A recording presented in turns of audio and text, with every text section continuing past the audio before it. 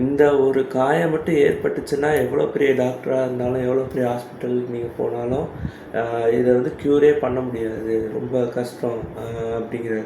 அப்படி இருந்தால் க்யூர் பண்ண முடியாத ஒரு காயம் நினைக்கிறீங்களா? ஐயா, this is Venkatesh Muthiah. Welcome to 129th video. இந்த வீடியோவில் நம்ம என்ன பார்க்க போனால் திருக்குறள் இருக்கிற குறள் நம்பர் 13 அதிகாரம் நம்பர் 13 அடக்கமுடைமையில் இருக்கிற குறள் நம்பர் 129th குறள் பார்க்க போகிறோம். குறள்: தீயினார் சுட்டப்புண் உள்ளாரும் மாறாதே நாவினார் சுட்டவடு. ரிப்பீட்டிங்: தீயினால் சுட்டப்புண் உள்ளாரும் மாறாதே நாவினார் சுட்டவடு. இதோட பொருள் என்னென்னா, இப்போ நம்ம கையிலையோ ஏதோ உடம்புல தீயினால் ஒரு புண்ணு வந்துடுச்சு அப்படின்னா அது வந்து மேலே மட்டும் இந்த வடு இருக்கும், பட் ஆனால் காயம் வந்து கொஞ்சம் நாளில் ஆறிடும் அப்படிங்கிறாங்க.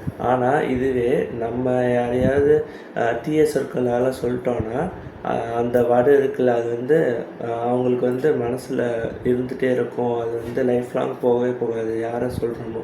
ஸோ அது வந்து ரொம்ப அவங்கள வந்து அஃபெக்ட் பண்ணிட்டே இருக்கும். ஓகேவா? அதனால் நம்மளும் யாரையும் தீய சொற்கள் சொல்லக்கூடாது, மற்றவங்களும் யாரும் நம்மகிட்ட சொல்லக்கூடாது.